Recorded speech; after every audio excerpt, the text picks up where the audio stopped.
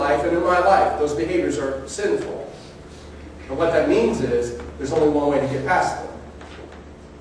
Only one way. You will never defeat these things on your own. Never. Never. You need to go get some help. You need to go find somebody to talk to that can help you process it. But that can only take you so far. Because what you need is an encounter with God. You need an encounter with the Holy Spirit. And you have to confess these behaviors, not as bad habits, but as sin. Because they're sinful.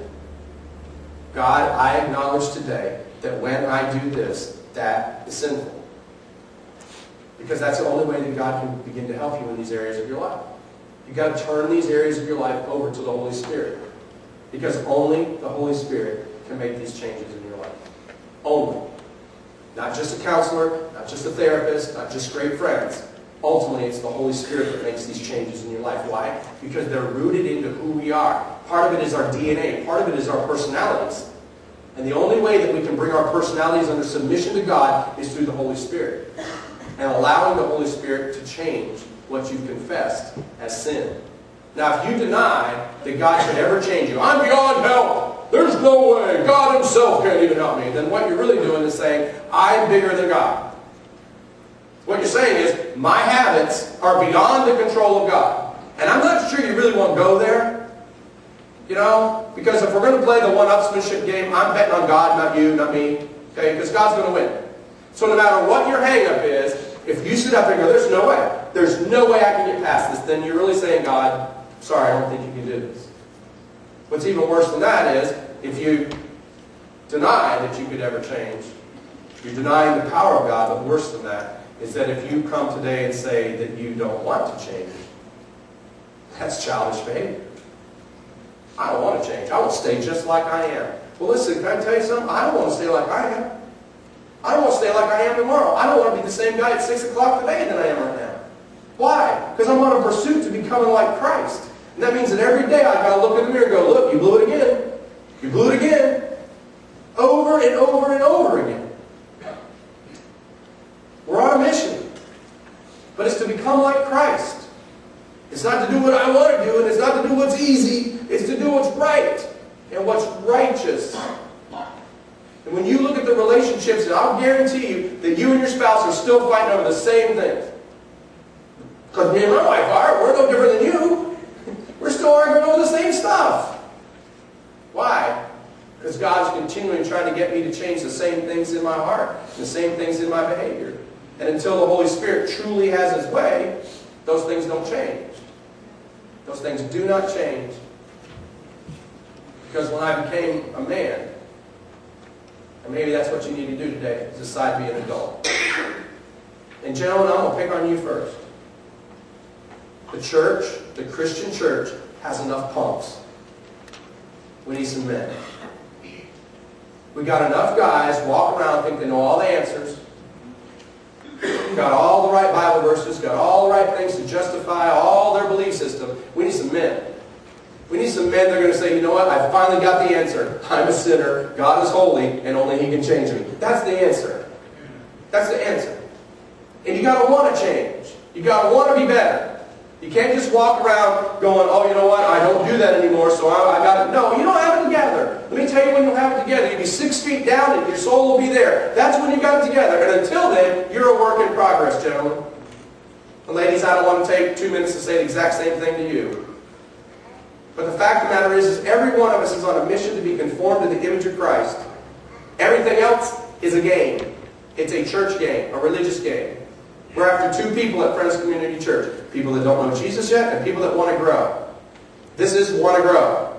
Okay? And that's why this is hard. Because it's every one of us in the room. Every one of us. Me too. Has to say, God, I don't get this. I need you to show me. What has to be put away is yourself. That's what has to go. Is you. You and your spouse got a problem? I'll guarantee you that if you give that area of life to Christ, you begin to work on it, allow God to change you, and you continue to love and honor and submit to the needs of your spouse, it will make your marriage better. I don't care what the issue is. I don't care who the people are. Somebody at work, somebody in class, somebody on your team. I don't care what the issue is. You ask God to change your heart and allow you to serve that person out of humility. It will change the relationship.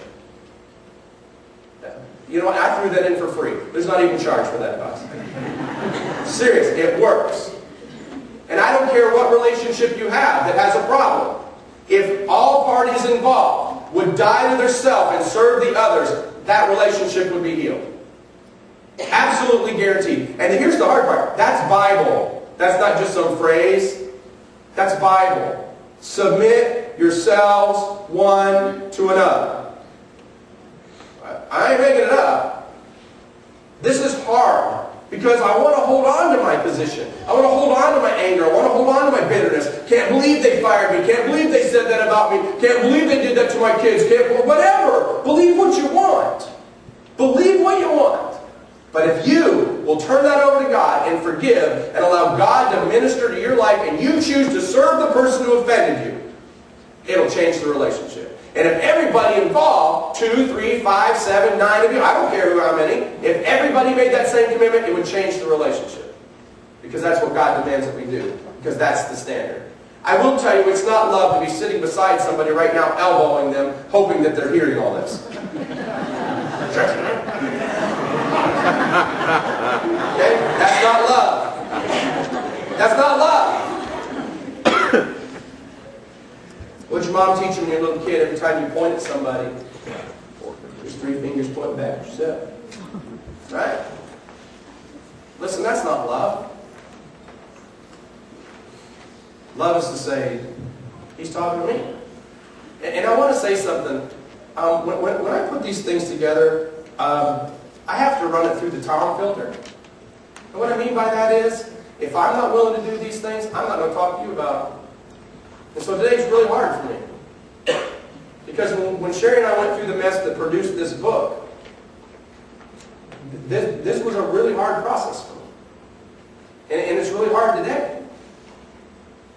But I'm not going to go home and just say, oh, that was a good sermon. Because here's the weird part. While I'm talking to you, he's talking to me. Just like he's talking to you. And the truth is, you're not hearing me. That uneasiness that you have, that's not me. That's the Holy Spirit bugging you, going, hello? Are you listening? Hello? The question is, will you pick up the phone? Will you talk to him? Find out what he wants? Jesus said it like this: love is shown best when a guy will lay down his life for his friends. And so that's the challenge for me, is to lay down my life for my wife and for my kids and for you. That's the challenge. Can you imagine how the world would be a great place if everybody sacrificed themselves for somebody else? Because a love that's rooted in a continual life change, constant submission and service of other people, is the kind of life that creates a love that lasts forever. You have to continually be ready to sacrifice and to serve others.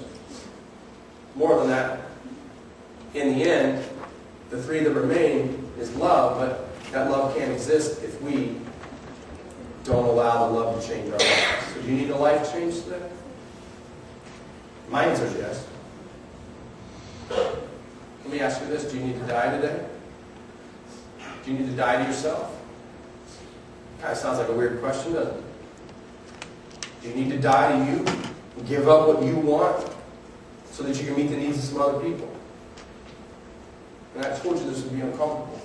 But the challenge is to do not what's easy. The challenge today is to do what's right. And I'm asking Pastor Sherry to come and sing. And while he sings, you need to do what's right. You need to do what's right, not what's easy. It's easy. We can all get away with that. But maybe you need to go to the lobby and make a phone call. Maybe you need to go to somebody in this room and apologize. Maybe you need to go to this room, somebody in the room, and tell them that you've had grief with them. Maybe you need to get with your spouse or your kids. Whatever it is, you need to do what's right. Why?